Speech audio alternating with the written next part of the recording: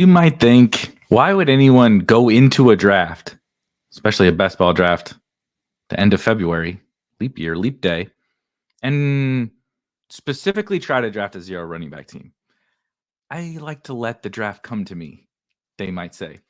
But that's no fun. We're here to test out some strategies and see if we can go into a draft, especially with you sickos, and draft a zero running back team that can win the big board on Underdog here tonight. So what we're going to try to do. Prayers up, zero RB. Let's do it.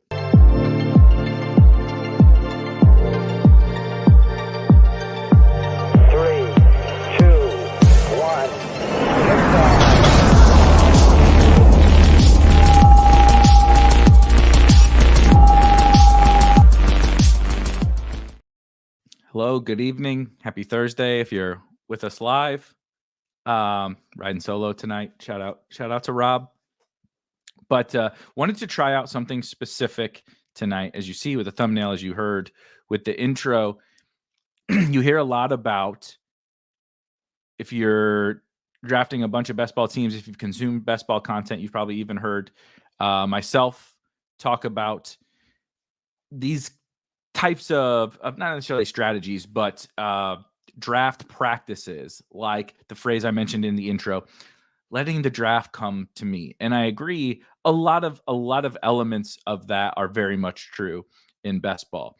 But I also believe that a lot of what is most helpful in terms of winning a best ball tournament has a lot more to do with the tactics that you specifically target, the things that you know you want to put into play in a given draft, and more specifically across your portfolio of teams, right? So we're going to draft in the big board tonight on Underdog, and this will apply as well for Best Ball Mania over the summer, the Drafters Best Ball Championship, DraftKings, Millie Maker, whatever, right? FFPC, all of those tournaments.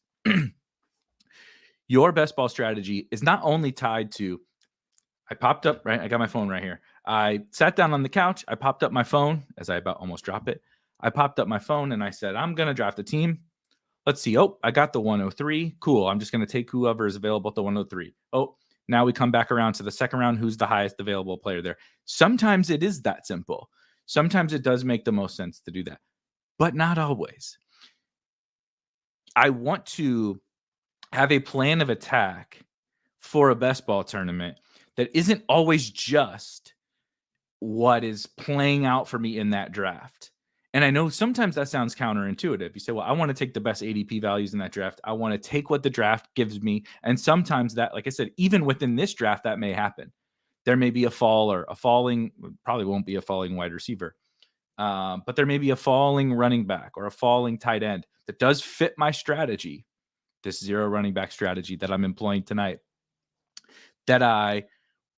and so it all comes in, everything comes together. I'm drafting this particular structure because I believe this structure is advantageous. Or the other thing that nobody ever talks about is, how do I know if I want to try and draft more zero running back teams, less zero running back teams, who to draft within specific zero running back teams without doing it? And sometimes you do just have to say, look, if I get this, we'll draft in just a minute. I get the 101. I'm not taking Christian McCaffrey.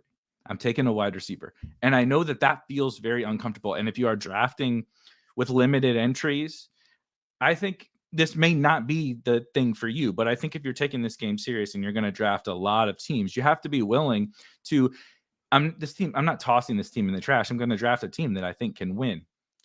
But you have to be willing to say, oh, shoot, I got the 101, but I really want to draft. I want to test out this strategy tonight. I had last summer, if you consumed our content or my content, I developed a strategy that I don't totally love anymore, but I tested it out for quite a while, called the triple option. Okay, so the triple option was essentially late round quarterback and late round tight end on the same team, taking 3 quarterbacks and 3 tight ends on that team, but then correlating the quarterbacks and the tight ends. So think, and here's the first example is absolutely terrible, but Derek Carr and Juwan Johnson, right? And all these examples are going to be terrible because they all sucked. But Ryan Tannehill and Chigo Okonkwo, right? Sam Howell. And at a certain time, if you ask me, I was taking Cole Turner, and another time I was taking Logan Thomas. But taking both of those strategies, I went into the draft and I said, this is what I'm doing. I'm drafting this triple option. And so it didn't matter if Lamar Jackson fell 10 picks past ADP, and someone might say, you're an idiot, just take him when he falls. And I think that that's totally valid. But I also think the only way that we can figure out some of these things is by trying them. And so zero running back is one that's a little more natural, of course for me, but I wanted to see if we set out to try to draft something, kind of how it would go, specifically on a stream where you crazies are going to be in here, probably screwing this up. Quickly, we're going to run through the chat, and then if this is your if you've watched before, well, we started on the Monday episode, the Monday live stream, myself and Rob. We're going to try to answer your questions, 10, 15, 20, whatever, 30 minutes to kick off the show in our Spike Week Discord, which there is a link in the description for you to join. It's totally free. In the live streams and media channel, every time we have a show, you can post a question. If you have a question, we will answer it. Assuming we can get to all of them, we'll answer it before we hop in the draft that night. So hang out with you sickos for just a second, and then I want to pop over to those questions because we got a few good ones that also relate to the subject tonight. So that works really well. Of course, Melch, shout out Melch. Happy birthday. What beer are you drinking? Steak sounds pretty good. I actually got one I'm going to make tomorrow. Happy Thursday. Got to leave yourself out with stacks like in poker. Yes, love this. This was part of that triple option that I was talking about. Thinking about, we're really going to get galaxy brained here, but what that triple option did, and what tonight I think we'll do with zero running back, is it's not even so much the team that I'm going to draft tonight. I think it's going to be awesome. It is the process of doing exactly what Demo Zone, is that right? Demo Zone says, we got to leave yourself out to something, or what I like to phrase as thinking about the draft from the back to the front, as opposed to the let the draft fall to you is kind of like, I'm just going to take what's happening at the beginning and see how this goes. Thinking about what I like at the end of the draft or in the middle or whatever, thinking about what is going to happen later in the draft informs my early decisions. So this zero running back concept this actually isn't the first time, right, that I've done this. At the end of the summer of last season, and shout out to the people who are going to hate this, but guess what? They're going to hate this. There was a point where I was drafting all three Rams, meaning Kyren Williams, Puka Nacua, and Tutu Atwell. So 2 out of 3 ain't bad, I guess. I was drafting. My plan before, like the moment I got in the draft, was I wanted all 3 of those Rams on that team. They were like last-ish round picks, right? But I knew that I wanted them. I knew that I probably had to take them a little bit earlier than the last 3 rounds. But I knew, okay, well, there's 2 wide receivers and there's a running back. So what does that mean? Like, what do I do in the first couple of rounds when I know I'm going to be trying to take those guys at the end? That's kind of what this exercise that we're doing here tonight. It isn't about even some of the stuff I've already said, like go in with this plan of attack, whatever. It's kind of about the skills that helps you sharpen by going in and saying, I know, right? I set my rankings, or I listened to Erik, or I listened to Rob, or I listened to Erik and Pat talk, and they said, oh, they convinced me that whatever, Troy Franklin is. So I know when I get around this, I want Troy Franklin. What does that mean? I want to take Troy Franklin maybe on a team where he could land, right? So I'm pulling up the mock draft. Say, oh, Chiefs. What about Troy Franklin to the Chiefs? So I end up taking Mahomes, right? Whatever. I'm totally spitballing, making something up. But this thinking about this and experimenting with this, I really think helps make you a better drafter, as opposed to 95% of probably more of our opponents, when they draft, they sit down, they say, I want to draft. And I just grab my phone, I open up the app, and I do what I said earlier. Okay, we got the 110. What are we doing here? Oh, look, so-and-so who I like fell to the 110. Bijan's here at the 110. They take Bijan. Next guy falls here. And they just kind of they're a passenger to the draft as opposed to the one behind the wheel. And I think sometimes that can be fine, but I also want to be the guy behind the wheel sometimes, specifically because a big portion of our best ball plan of attack for a tournament is we have goals of how we want to attack that tournament that the draft gods don't necessarily give us all the time. But I don't want to get to the end of the summer or by the NFL draft, and we say, I wanted to draft this many 0 running back teams, but I kept getting, the 6th overall pick. I kept taking Breece, whatever. And the next thing you know, you have very few 0 running back teams. It was like, well, you believed passionately that 0 running back was a big edge for you, and you don't have very many 0 running back teams strictly because of the variance of where you're picking. But no one forced you to take Breece Hall. No one forced you to take Bijan Robinson. No one forced you to take Jahmyr Gibbs. You did it, not them, no one else.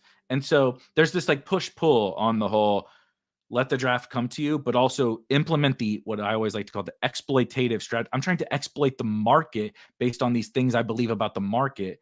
And I think 0 running back is an edge. So whether or not I get the 101 or the 108 or the 112, it actually doesn't matter that much if I believe in the things that I believe in about the edges that exist in the market. All right, sorry. GM. Hey, Steph, what's going on? Felix, majority of my teams are 0 RB this year. As Steph says, unsurprisingly, Felix's teams are 0 RB because Najee now fits the 0 RB structure. What a surprise. Shuby, shout out Shuby. I did a draft today where I drafted Amari Cooper, Elijah Moore, and Cedric Tillman on the same team. Talk about uncomfortable. Yeah, you're clearly comfortable being uncomfortable. Another one of our best ball cliches. Jonathan, Jonathan, we love you, but he says do the triple option with only 2 quarterbacks. You just ruined it. It's the fucking triple option for a reason. The triple option, not the double option. It's the triple option. If it were the double option, we could do it with 2 quarterbacks. I spent good time thinking about that name. Okay. I'm proud of that name. I haven't accomplished a lot in this best ball space. We haven't shipped one of these tournaments. Haven't been lucky enough to do that. But I'm proud of that triple option name. Don't you dare try to take it from me. Okay. Benjamin, I see your question. I'll be right back to it. Al, welcome. Jonathan, draft Friday and Saturday nights on DraftKings, free money. I totally agree. Hoosier, good evening. I'm here to get learned. I don't know if I'm the right guy for that, but we shall see. Shuby says, this was my biggest learning point from Best Ball Mania 2. At the end of the summer, you just nailed this. At the end of the summer, my exposures were entirely dictated by guys who fell in my drafts, and I hated it. It wasn't the guys that I wanted, right? That's why the whole ADP value or the whole letting the draft fall to you is push-pull. It's important. We want to take fallers and take advantage of draft rooms when the draft rooms give us things to take advantage of. But we also want to take advantage of the things that we believe are exploitable for that season, right? 2024 has things that we believe are exploitable. Whether or not the room gives them to us, we are allowed to take them. And whether we take them at pick 130 or pick 145, who gives a shit? It really doesn't matter. When we look back, right, when we're in week 12 of the season, do you think you are going to look back and be mad that you took the guy at pick 130 instead of pick 145? Of course not. Absolutely not. If you had Kyron Williams on your team last year, do you care if he was pick 160 or pick 215?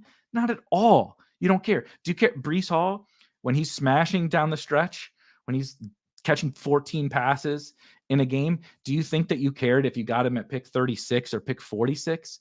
Like, of course not, right? Lamar Jackson was on my best team and scored the most points at quarterback in week 17. Do you think I cared whether I got him in the middle of the third round or the beginning of the fourth round? No, not at all. You just want the guys. Now you want to, there's levels to that, but I think that thesis is the point. We will, Andrew. One quick second. Couple quick questions. Big Country says, what traits do you look for more on a running back on a 0 RB team relative to hero, duo, superhero, whatever you want to call them, right? A team where you're drafting early running backs versus a team where you are drafting a 0 running back team like we're going to draft here. This is a funny one that my thoughts have evolved a lot over. And the answer for me personally, almost no difference. And I think that was one of the biggest flaws I had in my game was and I am very much a 0 running back bro, but being a 0 running back bro, I would say when I'm drafting 0 running back, I put my 0 running right. Okay. I put my 0 running back hat on when I'm drafting 0 running back. And I said, I got to take Jalen Warren on this team, and I got to take this rookie. I got to take Devin Achane on this team, and I got to take, I got to take this one of these veterans, I got to take Samaje Perine, right? How many times have you heard me or anyone say, I got to take Samaje Perine because I'm drafting a 0 running back team, and I need the early season production. Those are the guys that I would have said maybe even last year or certainly probably the year before, or definitely the year before that. I would have said, I need to take that Samaje Perine on this team because I need that early season production. What I have learned is that trying to guess when production happens, particularly on players who you're not that excited about, like in the grand scheme of things, is like a total fool's errand. I'm drafting the players that I want to draft and letting the scores layer in how they're going to layer in. If you can get backup running backs scoring points in week 1, I'll never forget. How many years ago was this? Do you remember when Malcolm Brown was on the Rams? I believe he was the backup running back of the Rams maybe like 4 years ago, 5. I'm dating myself. And I had a hefty amount of Malcolm Brown, which actually didn't work out well, but that he was on a lot of 0 running back teams because he was the Rams backup running back. And so it was like, I need to get my backup running backs through for the first month or month and a half or whatever. So I would draft XYZ, crappy veteran early. And not early, right? But right, 8th round, my running back is some veteran, dead zone-ish back, whatever, Miles Sanders of last year. And then Malcolm Brown scored 2 touchdowns in week 1. And I'm like victory lapping around like crazy. But then you're also like, I just screwed up. Like I actually hurt myself because of the players I took alongside Malcolm Brown. Yeah, exactly. Hoosier Diva says, who the hell is Malcolm Brown? But I think that's such a good question.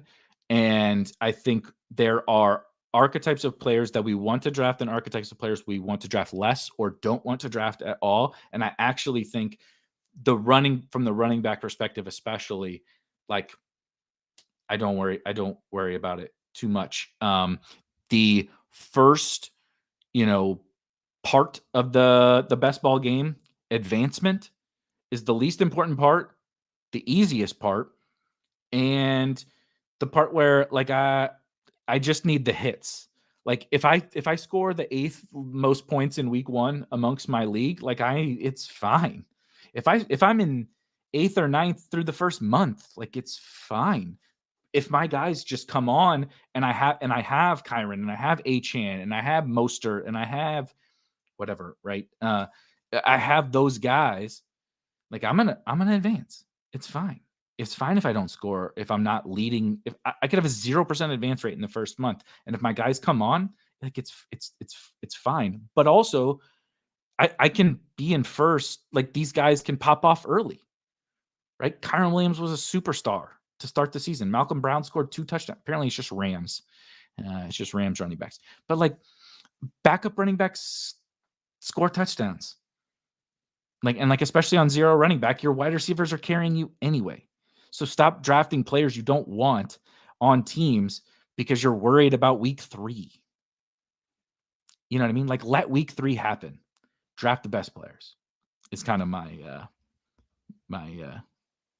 general thesis. Yeah, I know the combine is going on. I saw some prize picks stuff being posted by different people. Thor, I apologize if I screwed up your name.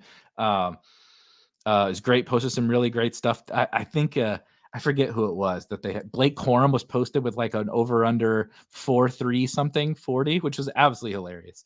There was a few. I missed them. I haven't been following closely, but I have had the combine on. It is a wonderful time in sports. It is a wonderful time in sports. You guys know me. I'm a big F1 fan. It's opening weekend in Formula One. I'm very excited about that. I'm very excited about the combine.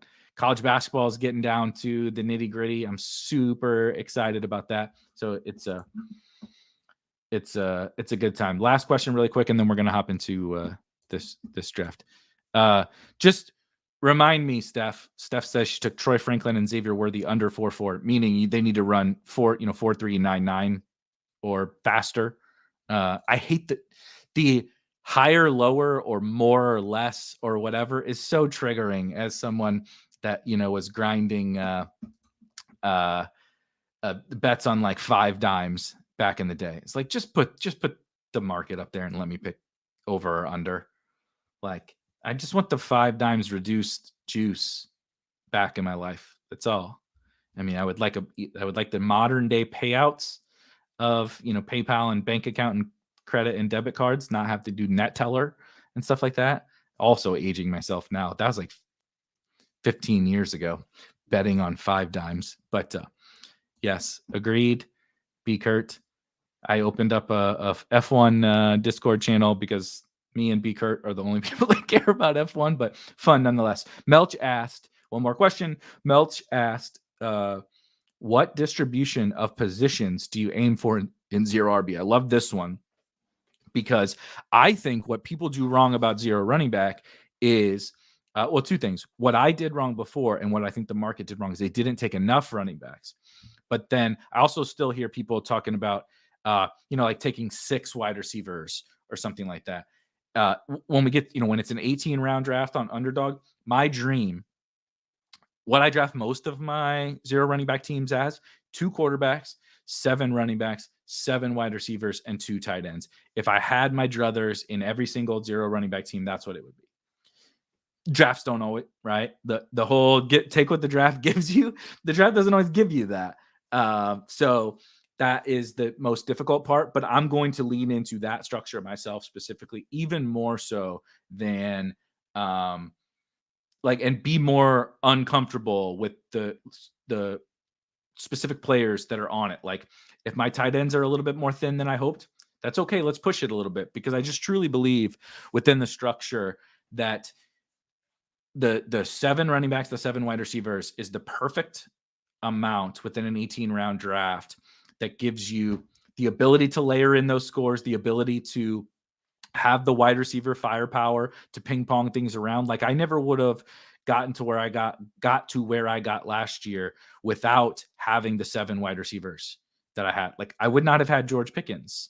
I would not have had Zay Flowers. I would not have had one of these guys that were like absolutely mandatory for me to make a run in Best Ball Mania, because even when you draft 7 wide receivers, you're probably not going to hit on all of them. And even when you draft 7 running backs, you're probably not going to hit on all of them. Certainly not when your first one is, in round 10 or something. And so I'm willing to lose teams to the quarterback and tight end variance gods in order to optimize the teams when my quarterbacks and tight ends come together. Again, I'll keep saying it. My best team last year that finished 12th in Best Ball Mania, my tight end 1 was Sam Laporta, which sounds great now because Sam Laporta goes at like ADP 29. Sam Laporta was like a 14th round pick. I drafted Sam Laporta and Cole Turner as my only 2 tight ends on a team that finished 12th in Best Ball Mania. You might be wondering, how the hell did that team even advance? It's like, well, I just use Sam Laporta to score every week. My quarterbacks, Lamar Jackson. Okay, so you would naturally think this is a 2-quarterback team. But my second quarterback was Kenny Pickett.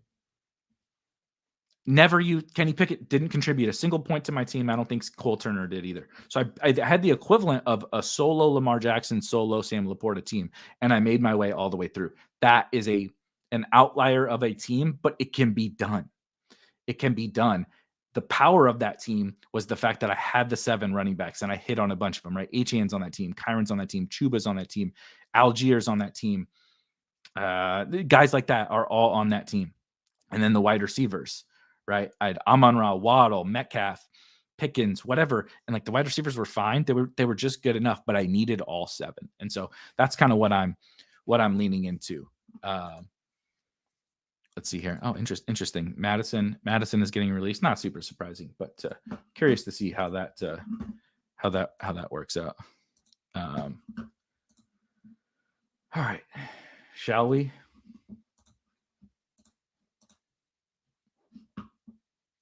Oh no!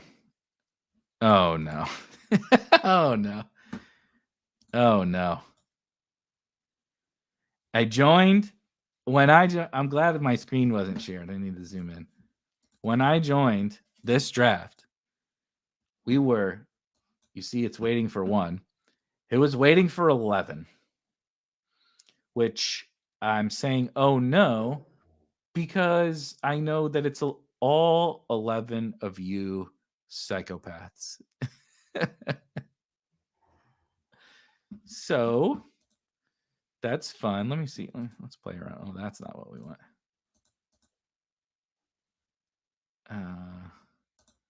We'll go back to this normal one. Wow. That's terrible. I'm not going to lie. That was what I was really hoping was to join and none of you fuckers get in here. That's what I was really hoping for. Not 11. It's all of you guys. I see Steph in here. I see Shuby in here. I see Hoosier in here. I see Al says he's in here. I assume BSP is in here. Melch is in here. It's all you guys. This is disgusting. This makes me legitimately sick to my stomach. Not to mention, do I have the last pick? 110. Okay. Wilson is in here. Best Ballin is in here. This is when the definition of friends and family is in the dictionary. They took a clip from this. Oh my God. BSP. No, let's go. BSP is in the draft, of which I explained and rambled on for 20 minutes about how I'm going to intentionally draft a 0 RB team. And he doesn't take CMC at the 101. He takes she, sorry, I assume it's he. But it takes CeeDee Lamb, just tries to starve me out right away, immediately. This is not the content I was hoping for. I thought that this was going to be like a fun, thoughtful exercise of, let's see if we can draft a 0 running back team. Like, there's going to be some of you in the draft. It's just how it's going to work. I'm almost assuredly not the 12th person to enter the room. And some of you might be waiting, right? Like, it might be half and half. Half people who had already joined, half of you guys, and me. So be it. This is a fucking disaster. Yeah, this is, what if we all, I should totally pivot and then change the thumbnail after. But Hoosier, can we all, everyone's going to draft 0 RB. Definitely. This is BSP says I got to read the room. That's 100% nailed it. I agree. I feel okay at the 110, at least for the first round. Bijan goes, all right, we'll take Puka. Cool with that. I'm going to take Puka. I do need to. Got the draft hacker. Let's do. I'll do team. I'll do the team view on the hacker. And I need to go to the board and zoom out one. There we go.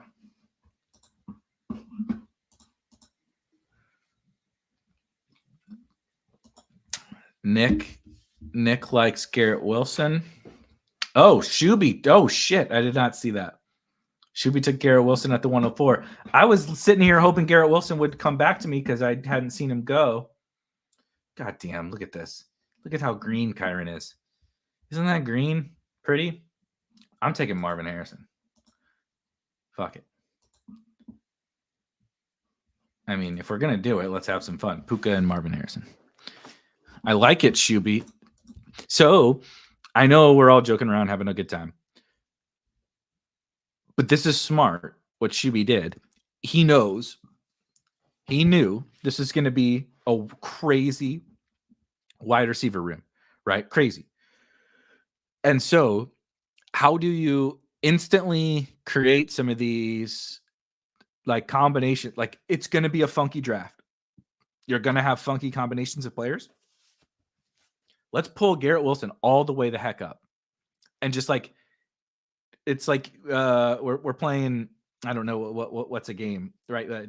Scrabble or whatever. Like let's throw the chips all out, and I'm gonna pull one of the top 15 wide receivers, and I'm just gonna take him 104, and it's gonna scramble everything up. Now I got Garrett Wilson and Brandon Ayuk. Is there even a Garrett Wilson Brandon Ayuk pairing in this whole tournament? You know, I don't know. And now we're going to get to the third. We're going to get to the fourth. And you're going to have the only combination of those four players in this whole big board tournament. This draft is extremely wild. Yes, Beachhead Popcorn is correct. Robert Griffin says the 109 is the 109. This is the meme, right? This is the 109 is... It's Baby Steve is the 109. I apologize if you're in here. I don't mean anything negative. You are you're sitting back on your couch or, sitting back in your office like we are. He's sitting here and he says, oh my God, look at these idiots. They all have badges and they just let me get Bijan Robinson and Kyron Williams on the same team. And it's going to come to the third round. And he's going to get each hand's gone. He's going to say, oh my God, Saquon Barkley is still here in the third round. Can you believe this? Saquon Barkley is here. And he's going to take him. And he's going to have three dogs. Dogs are ready for Saquon. He's going to take Saquon and be super hyped to have these three running backs. And then his wide receiver one, is going to be Jacoby Myers in the 5th round. And he's going to be like, what just happened? He's going to have the only dead team in this whole tournament. Hey. I don't know if the dogs are liking it or hating it, to be honest with you. Yeah, I don't even know how long the delay is, but I usually appreciate it when I hop in the draft. Not tonight. I'll be honest with you, Ben. What is the Eagles drama? Ben says, what do you think about the Eagles drama? I actually don't know. I've been grinding the heck out of MLB and NBA playoff content on the site. It's all free too. So if you're interested in checking any of that out, get out there on I would also highly recommend we built a new kind of hub for this. Works. I'll take Malik Neighbors. I'm in on this. This is way better. This is Puka, Marvin Harrison, and Malik Neighbors at ADP. This is amazing. Jason says, hey, tell your dog thanks. My dog just flipped out and knocked over a table from them barking. That is hilarious. Your dogs sound like my dogs. Any little, if they hear another dog or a knock on the door or a doorbell or something that even sounds like any of those things, it's friggin' anarchy in this house. Absolutely anarchy. Amazing. So this is kind of working. I thought this was going to be worse.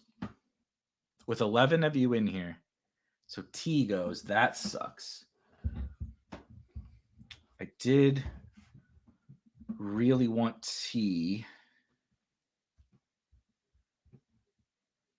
And I don't want Keenan. So I got to decide if I go with... I'm going to do Lamar. I am going to do Lamar. Might end up with naked Lamar.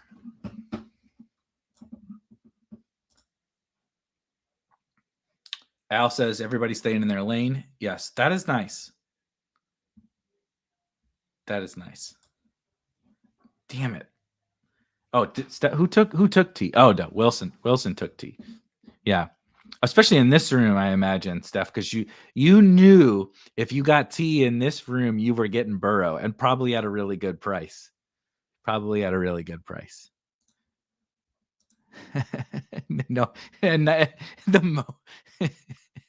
the moment Al said everybody's staying in their lane, it all went to shit. Literally, Al, everybody's staying in their lane. Steph, damn it, I wanted Chase, or I wanted T. I have Chase. Shuby, what the fuck, Ben? Hoosier, you son of a. Jonathan says, go solo Lamar. Yeah, that's what I will think about with Lamar, because I'm obviously not going to be drafting one of the late round Ravens wide receivers, is like just some rookie wide receivers. Obviously, I have Marvin, MHJ, and Neighbors, so that's not those aren't going to end up on the Ravens. But we'll think about Franklin, Brian Thomas, those guys, right? Probably not Keon Coleman, but we'll think about that. Exactly.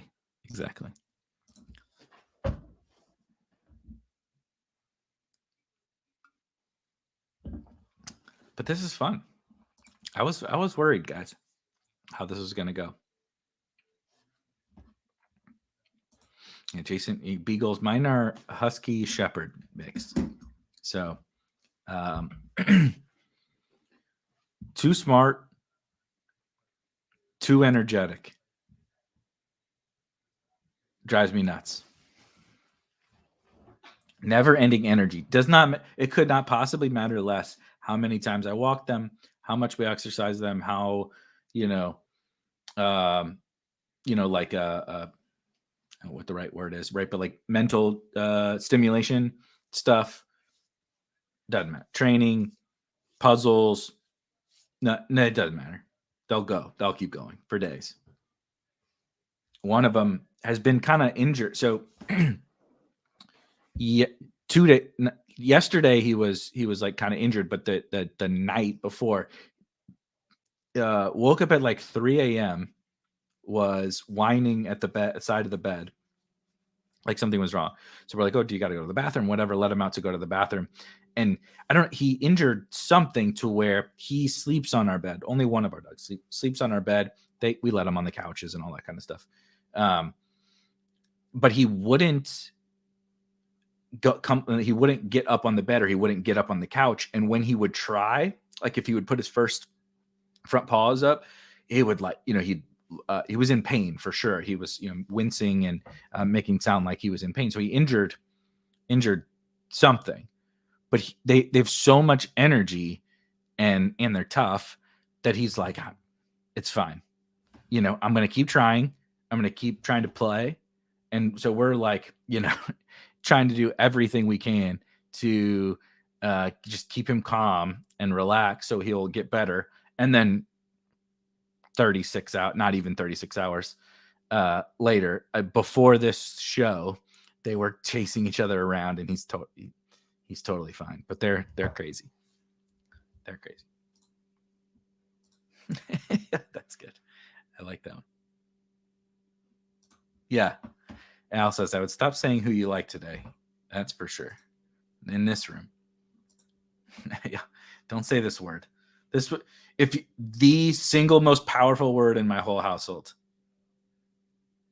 I can't say it out loud. So sorry if you're listening to this on the podcast feed. I can't say it. You got to go to YouTube to figure out what that one is. Yeah.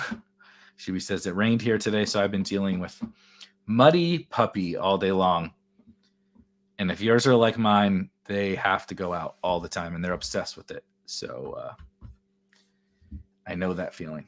See, this worked out okay. 5th round, Kirk goes. JSN, so top wide receivers on the board. JSN, Pickens, Nuke.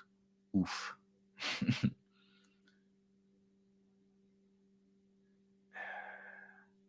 Okay, so I have 11% JSN, but none of him with those first 2 guys, whereas I'm gonna take JSN.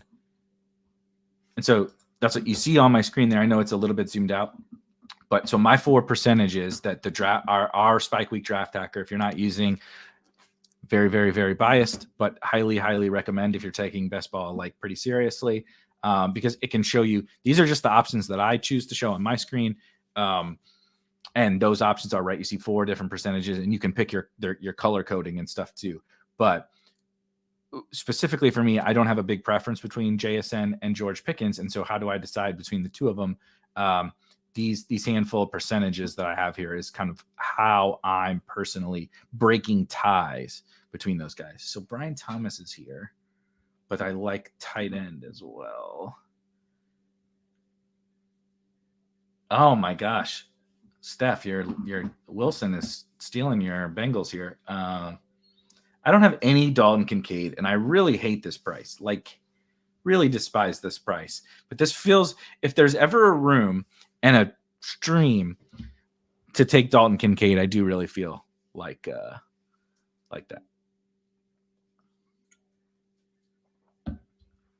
But anyway, quickly, my percentages. First one is my percentage on all tournaments. We call it slate percentage. So this would be the big board, the little board, all of the pre-draft tournaments is percentage number 1. Percentage number 2 is in this tournament specifically. No, I lied because I changed this. I lied. I apologize.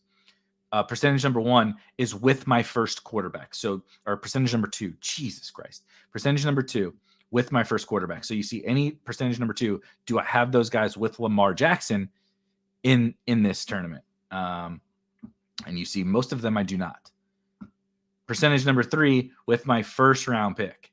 And then percentage number 4 with my second round pick. So that's how I like to play. I know you can pack a ton more in here, but especially for streaming, it's a little bit easier to keep it straightforward. Plus, a little data overload sometimes if I put too many different things on here. But I really like to. That's how I really like to use the tool, is showing me like, how much do you have of this guy already? But then how much do you have of this guy with certain other players?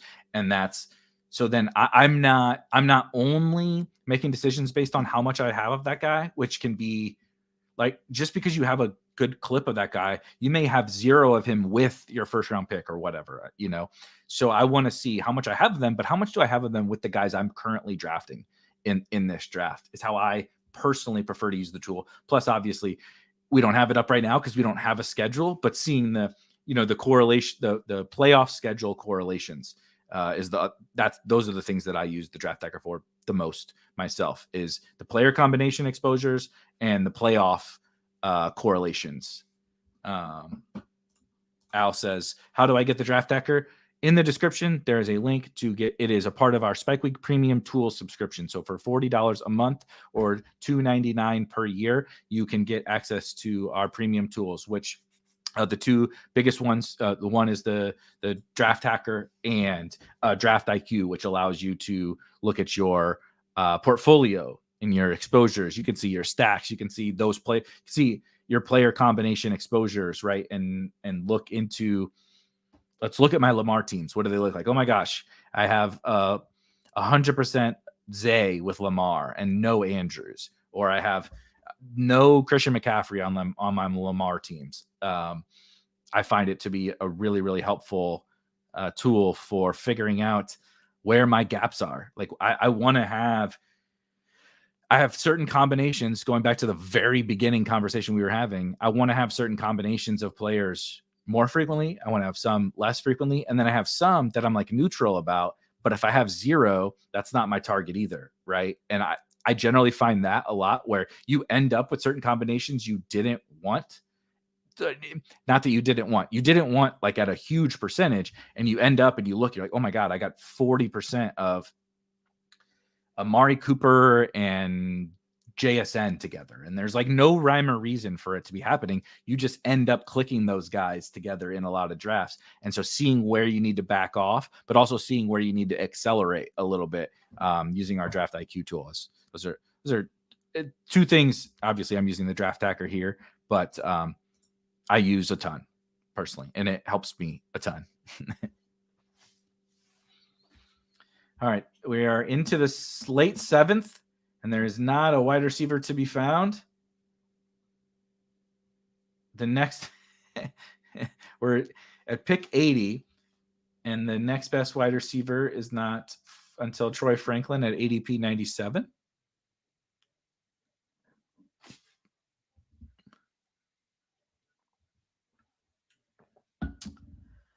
All right, let's see here.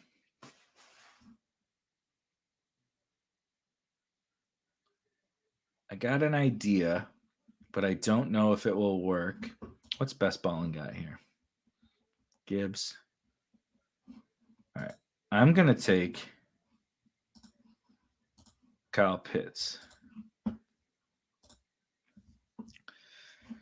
I have been taking a ton of what I'm calling double elite tight end. It's not always like super elite. Like I actually probably my highest exposure coming it's funny. My highest exposure combination, I think, is probably Njoku Pitts of tight ends. But I've been taking a ton of double elite tight end in the big board. And it's funny because I don't think I'll take much double elite when we get to the summer. But right now, it's a good example of how I'm handling the different tournaments a little bit differently as best ball and takes Ingram, double taps Ingram and Njoku. So he's clearly on board with my strategy there. But I think we should be safe. All right. My plan, that whole plan, why I took Pitts, because I didn't think best ballin or Wilson would take Fields. Certainly not Wilson. He already has 2 quarterbacks. But then best ballin, he didn't have anyone necessarily that would pair with Fields. And look, I'm just getting hyped on all of these Fields to Atlanta rumors. Call me a fool. When he ends up somewhere else, I'm happy to hold that L, but I'm getting excited. All right. And we just so happen to be just talking about it in Hoosiers Not Happy about me taking Fields. And Shuby was thinking about the Field stack. But I think it's something I'm about to do. Speaking of the thing we were talking about before, where like not going into your draft necessarily letting the draft come to you, but going in with a plan of attack. I think more so than zero running back, more so than anything else, my plan of attack right now is probably Fields to the Falcons and giving me Fields plus London plus Pitts or one of them at least in pretty much every draft, I think is my current big board strategy. And let's just get out ahead of that. If it doesn't happen, it's fine. Like the world is not over if Justin Fields isn't on the Falcons and I have him with Kyle Pitts. But if I get it, that just sounds like Fields at this 8th round, like 8th-ish round, Justin Fields and Kyle Pitts. And I know this draft is not indicative of the Drake London ADP, but so he went in the 3rd round, but like 4th round Drake London, 8th round Justin Fields, and 9th round Kyle Pitts, if Fields lands on the Falcons, is like, that makes it move over here, baby. Like, wow. That's those are the kinds of things I think you play the big board for, right? Like a lot of people are just out here firing away, and that's fine. We're all having fun. But I think that scenario playing out and you having drafted for it is why we play the big board. That and rookies.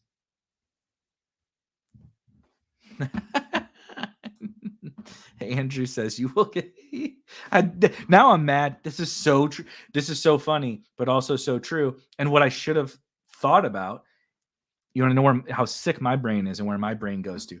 Remember, I took JSN in the 5th round over George Pickens, and I'm okay with why I did it. But if I had taken George Pickens, I would be covered. Andrew says you'll get Fields to the Steelers and you'll like it. But if I'd taken George Pickens over JSN in the 5th round, it would be fine.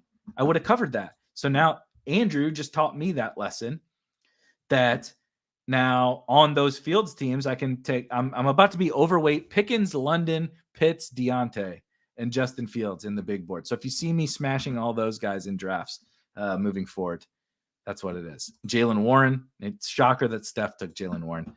That's not a surprise. Al says, you guys took, yeah, we took all the tight ends. You're in a sharp room. That's really funny.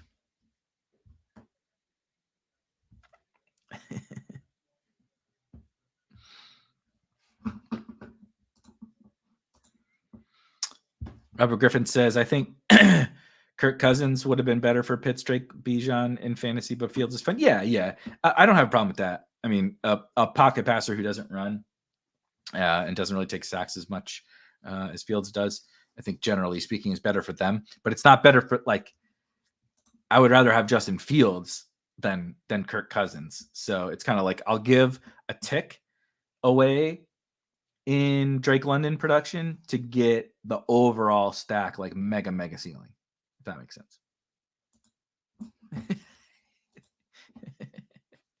Yeah, that's funny. Okay, we've officially reached the time where I can start taking running backs if I so choose.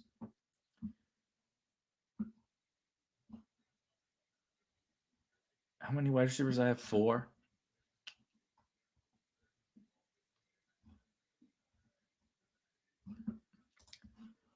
You're going to laugh. I'm taking Mike Williams.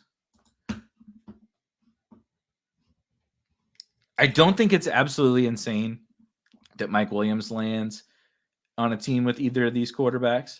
I also don't think it's absolutely insane that Mike Williams lands at somewhere like Kansas City.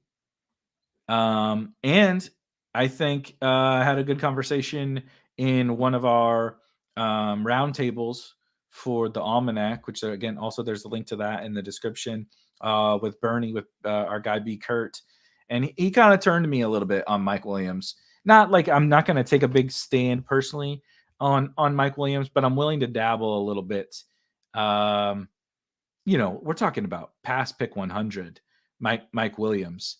And this is definitely true. But like, you see this? Like, I feel like I could see this. Maybe I'm just being an idiot, but like, I don't know. That doesn't seem crazy. I'm also not like,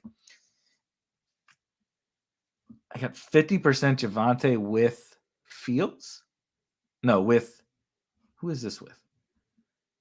I can't even remember my own damn percentages. 50% with Marvin Harrison.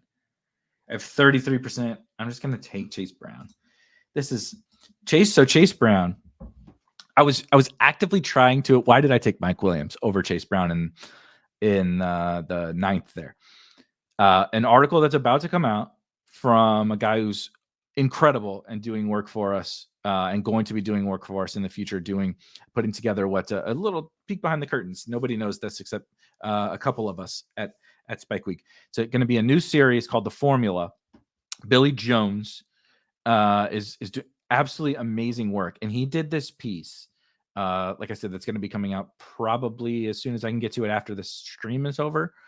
It's the first piece in this. The formula is going to be a never-ending series of data-driven, like research about best ball, of course, but like how drafters are attacking best ball. And the first one we wanted to look into because we get to decide what we look into, and we're Zero RB Bros, was how people are drafting zero running back teams. And like the surge in the usage of zero running back is pretty apparent to anybody that's been drafting over the last 3 years.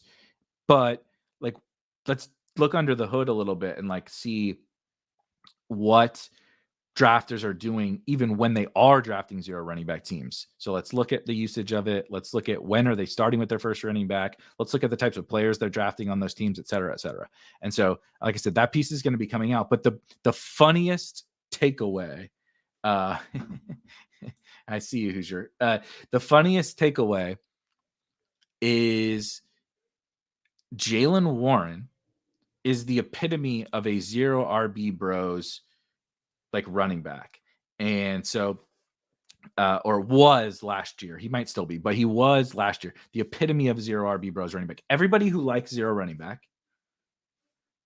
loved Jaylen Warren. And so Jaylen Warren, right? Any player who's drafted in 100% of drafts is drafted 8.3% of the time, 1 on 12. 8.3% of the time is your ownership if you're drafted in every single sorry, a 0 RB person. My bad stuff. I apologize. 0 RB human, 0 RB species loves Jaylen Warren. And so last year in Best Ball Mania, Jaylen Warren is only drafted 8.3% of the time, right? In total, because that's the most you could be drafted. But he was on like 21% of 0 running back teams, almost triple the rate Jaylen Warren was on 0 running back teams. Whereas then because he's on all those 0 running back teams, right? The robust running back teams and all that kind of stuff, he's on them less. He was specifically a 0 RB humans target. Jaylen Warren was. Hey, don't tell me to relax. I'm as relaxed as it gets, Steph.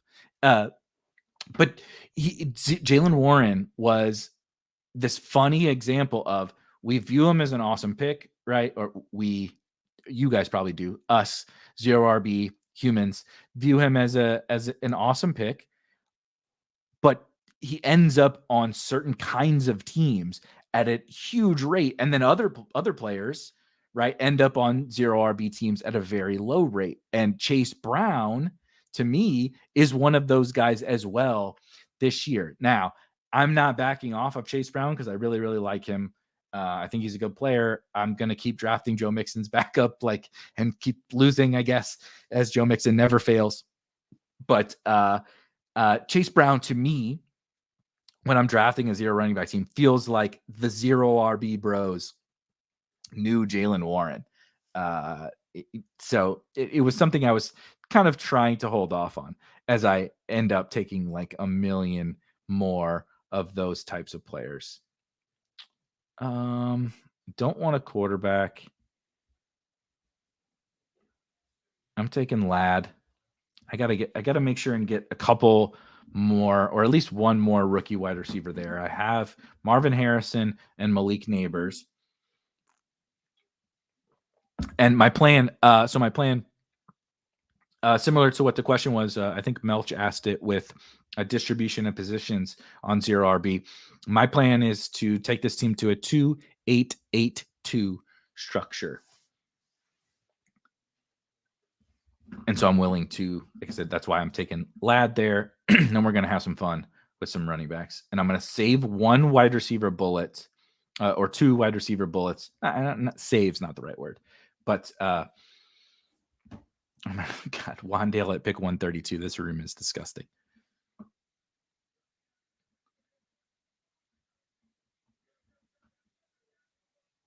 Look at how much Khalil Herbert I have. I was thinking about, I'm like, oh man, Khalil Herbert fits really well in this team. 48%. Come on, Wilson. Don't do it. Don't do it. Judy. All right. Blake Corum it is. I have, oh man. How I have 67% of my Blake Corum is with Puka. 50% of it is with Marvin Harrison Jr. How the hell did this happen? Well, whatever. I don't have any with Lamar. So there we go. There's my first Corum Lamar team.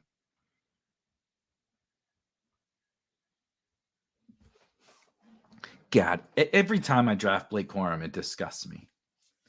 I'm drafting a running back prospect that I really don't like in the 12th round, because I just inevitably know that he's going to go to the Chargers, and I want the Chargers running back. It's disgusting. It's just so bad.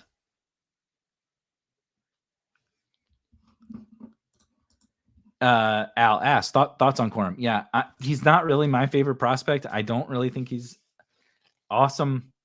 I don't think he's a super great prospect. He's like fine. Like he's not especially bad at anything. He's not especially good at anything. I don't think he's too small, but he's certainly not too big. He's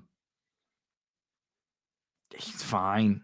He's okay. Like it's all he is. Yeah. He's more so a plotter. I think he's a fine college running back that would require a great landing spot in the NFL to turn into something for fantasy. And thus, in the 12th round, when every person and their mother are predicting good landing spots for Blake Corum in the draft, as Andrew says, second round to the Chargers for Corum, ? That's kind of what, like, I'm not saying that's the consensus, but the dots, like everyone can connect those dots. And so maybe that means it won't happen, but that also means like, it's probably, it makes so much sense to everyone that Harbaugh would leave Michigan, go to the Chargers, bring Greg Roman in as the offensive coordinator, let Eckler go, not have an NFL running back on the roster, Isaiah Spiller and Josh Kelly, and bring his guy in. He's had Blake Corum for 5 years at Michigan. They just won a national championship together. He's going to install a more run-heavy game plan. Why not do it with his guy? And so, I don't know. Like I said, I've said this on like every single show. I'm drafting Blake Corum. It is not generally how I like to draft because I don't like to project landing spots. I like to just draft the best players, and I don't think he's the best player. But I don't want to. I don't want to also be like so. I don't want to be like that bro who ignores very clear context that's important. Also, like you can take that too far as well. You can say like, oh, we can't predict landing spots, and yes, we can't. But we can also be cognizant of the fact that like this one makes a lot of sense. Who I will not draft is Braylon Allen. I'll tell you that right now. Get that one out of the way.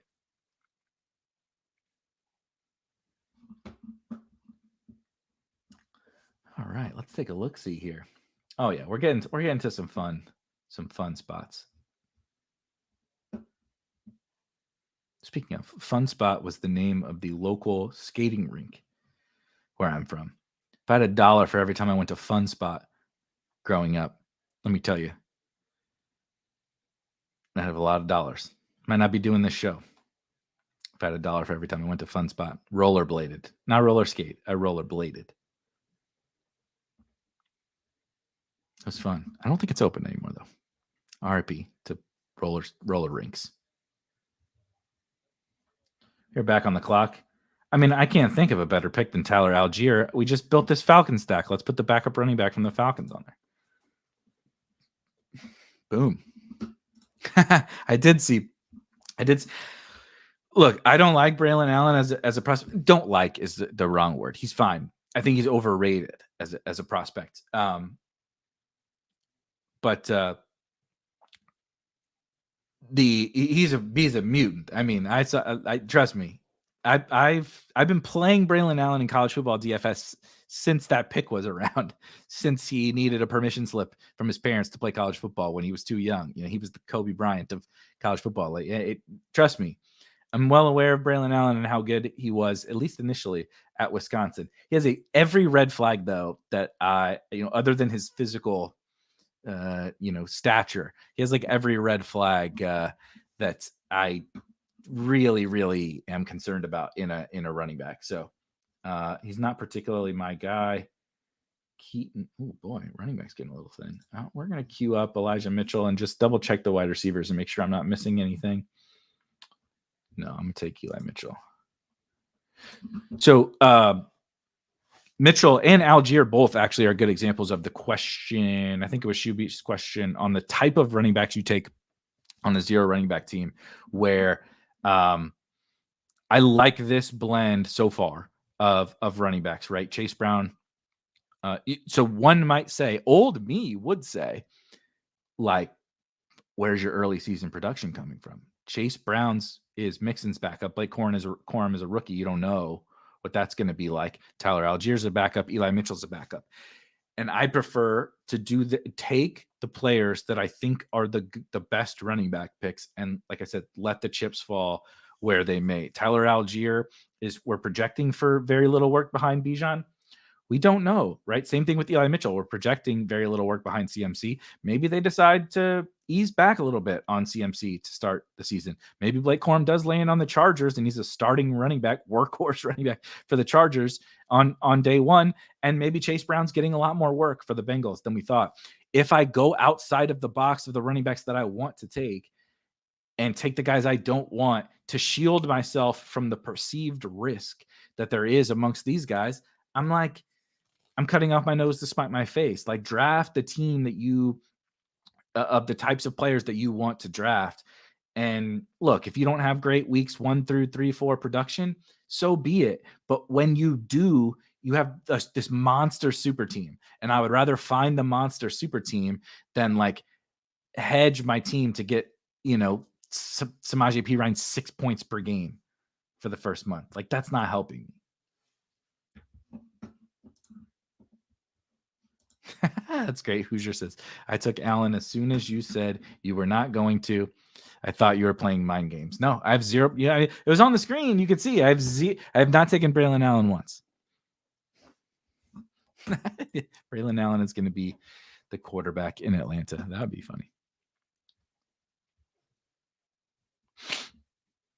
Oh, man.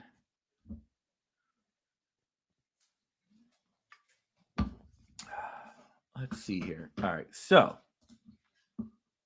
got a couple of picks. So let's check the team here. We went with the double elite-ish quarterback and double elite-ish tight end, but obviously I don't want to build all my zero. And so another good example of drafting in the big board now versus in Best Ball Mania time is this is not a type of a team that I'll be drafting probably in May, certainly not in August.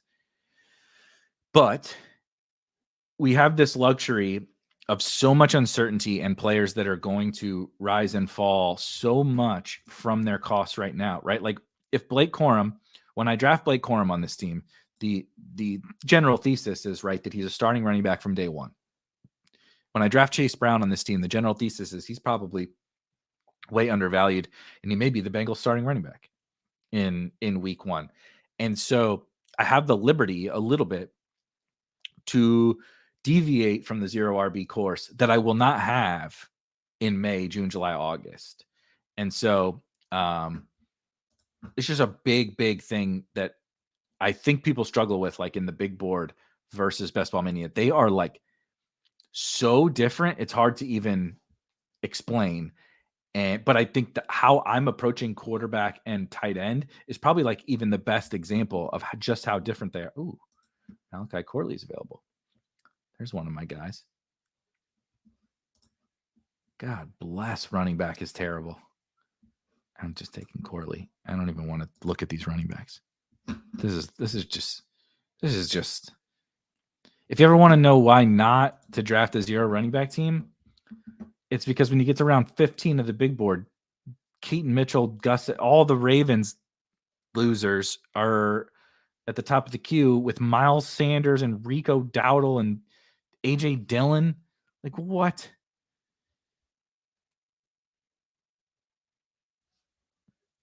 Yikes. Awful. Awful. I say all that, and I have to take some of these scrubs. All right. Come on down for the millionth time. Abanikanda. I guess I only have 11%. I thought I had more. Izzy. This is where On the 0 running back team, we just got to take some shots. And I think it's fairly reasonable to expect Izzy right now to be the backup to Breece Hall. So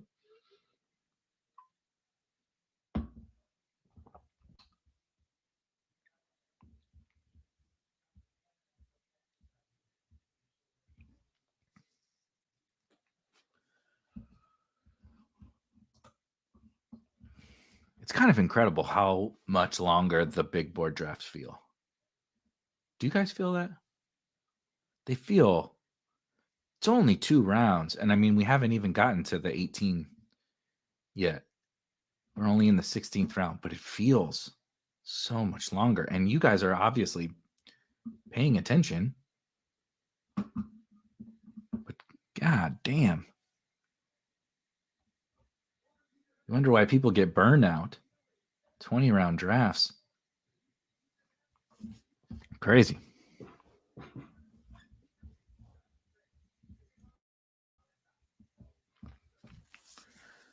What I do also like about drafting these 0 running back teams right now is I have like a million different late round running backs that I feel like are draftable.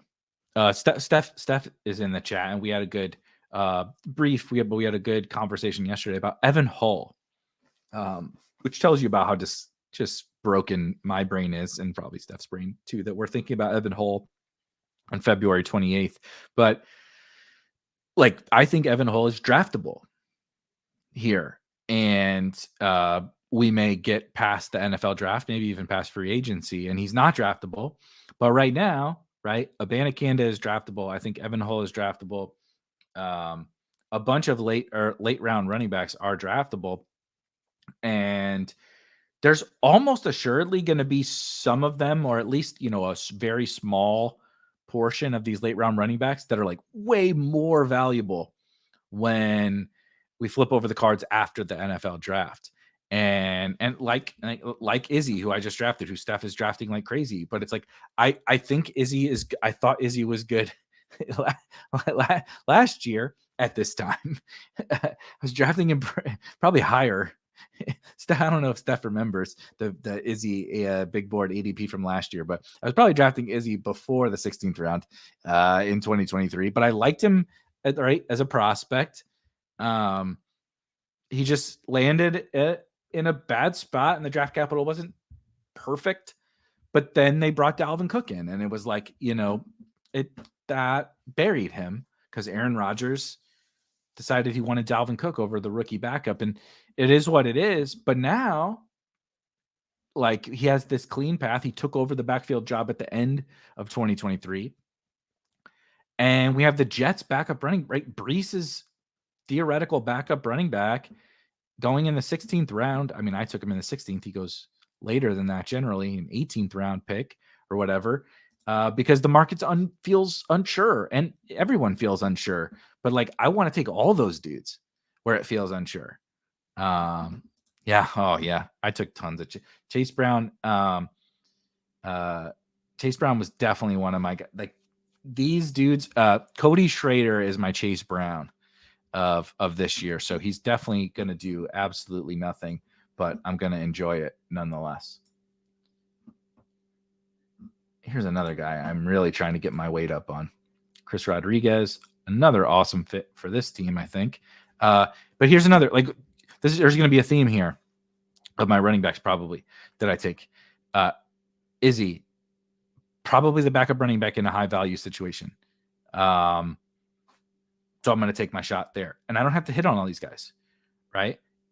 Algier, backup in a high value situation. Elijah Mitchell, backup in a high value situation. Izzy, backup in a high, right? You see the very quick trend here of all these late round running backs. I love taking all of these guys. So I say all that, and look, I'm not proud of this. But I'm doing it. Did you guys see the other Harbaugh hype piece on Rashod Bateman, that if he had to predict a breakout player for 2024? He said, it's Rashod Bateman. I decided I was never going to take him again after last year. I was never going to take Rashod Bateman again after what he did to me in 2023. And I just got lured back in, fish hooked.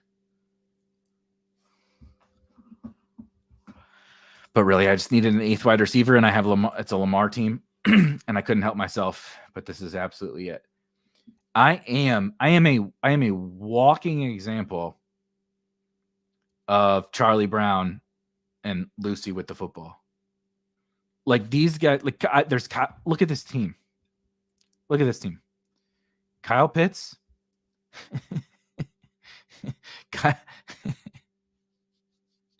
Kyle Pitts. The running backs are fine. Jackson Smith and Jigba, Mike Williams, Kyle Pitts, Rashod Bateman. I just wrote an article, one of articles I'm fairly proud of, but I thought were at least insightful, that are supposed to be driving my draft strategy for this season about waterfalls and these guys who have not produced, and we should probably just let them be because they showed us that they're not producers. Kyle Pitts is not that. Mike Williams, those guys actually aren't that, but Rashod Bateman might be. and yet here I am. Again, yeah. These Rashod Bateman's not just a waterfall. It's Paulino said he's Niagara Falls.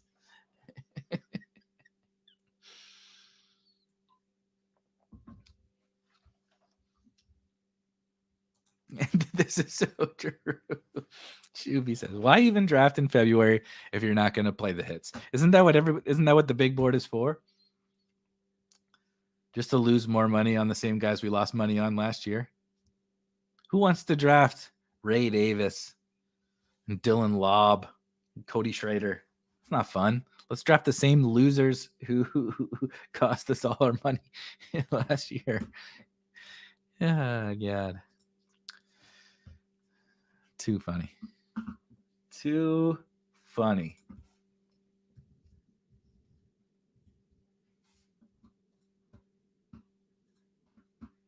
All right. I should probably. This dog's tired behind me now. I was just talking about how much energy they have. Lob, I just can't get my brain around Lob. We'll have to have a conversation at a later date when it's not in the 19th round of this draft. I know a lot of people I respect are taking Dylan Lobb, and I can't do it. But it's one of those, like, I get it. That production, particularly that receiving, I get it. I think he's gonna be a good athlete. We'll see pretty quickly here. But I think he's going to look like a good athlete, but I just can't get my head around it. So I haven't been taking him. I've been taking, I have to, if I'm going to bring Evan Hull up, I feel like it would be disingenuous for me to not take him. Yeah. I mean, Overzet is very well known for putting shorts out of only the guys who end up being awesome. Ship Chasing has never attached themselves to a guy who looked good in college and flamed out. So definitely Dylan Lobb is the running back Sky Moore. All right, we got to take one more running back. Oof. This is a tough scene down here. What? I don't know who this is. What is a Pete Guerriero? Is that the wrestler? Eddie's brother? Eddie Guerriero? I'm dating myself again. Okay, I do actually have to find a running back here that I would like to take. in the next 10 seconds. Where is I liked I'm at you guys are gonna make fun, but I kind of like Chris Brooks for I don't like Frank Gore either. Yeah, Guerriero, but I assume I see Chavo Guerriero. This is what this has got to be. Who the hell is Pete Guerriero? Hold on 1 second. Pete, how do you spell this? Pete Guerriero, NFL, from Monmouth.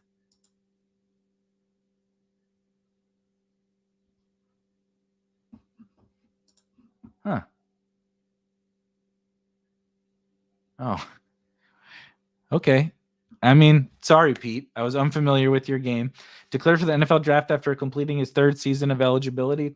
Finished his career at Monmouth as the leading scorer in. Wait. No. This is. Oh, okay. Hold on.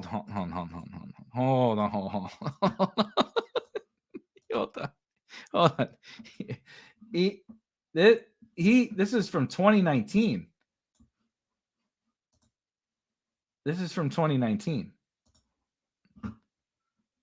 He's not, he might not be playing football anymore. He might be like selling life insurance. I mean, dude, shout out to Pete. Declared for the NFL draft after 3 years from Monmouth and had 4,000 yards, 2,000 yards as a junior. Like, shout out Pete. I mean, awesome career, but he's not in that, like I said, this dude's like selling insurance. We don't need to be drafting him in bet. Somebody's donating a couple shekels. And why is he in the player pool? Is XFL DFS coming to is he John says he's in the USFL. All right. Johnny Football is still in the player pool apparently. So wow. Chavo Guerriero and Eddie Guerrero's little brother, Pete Guerriero. Don't draft him. Is my takeaway from the last hour and a half that we just spent together. My mind is blown. That's hilarious. But thank you guys for joining me. This was a lot of fun. Too much fun for drafting a fantasy football team on Leap Day in February. But we'll be back on Monday drafting another team. Mondays and Wednesdays moving forward, 7 p.m. Eastern is when we will be drafting here on Spike Week. Rob will be with me on Monday. Rob's getting ready to bring back his Sicko Sundays drafts. I don't know if it'll be this Sunday, but it's going to be coming very soon. Have another special show I'm super duper excited to launch very, very soon. And of course, if you are not just an NFL sicko and you're dabbling in the NBA playoff best ball streets or the MLB best ball streets, we've been cranking out, myself especially have been cranking out tons and tons of content in the MLB best ball and NBA playoff best ball almanacs. Those are completely for free on the site. Go to spikeweek.com, go up to the Almanac Hub, and you can get access to that for free. Rankings, they're downloadable. Use them in your drafts. Have fun. Check out the players I like, the players we all like, all that good stuff. Love you guys. This was a ton of fun. I hate my team. I love you guys. We'll see you on Monday. Peace.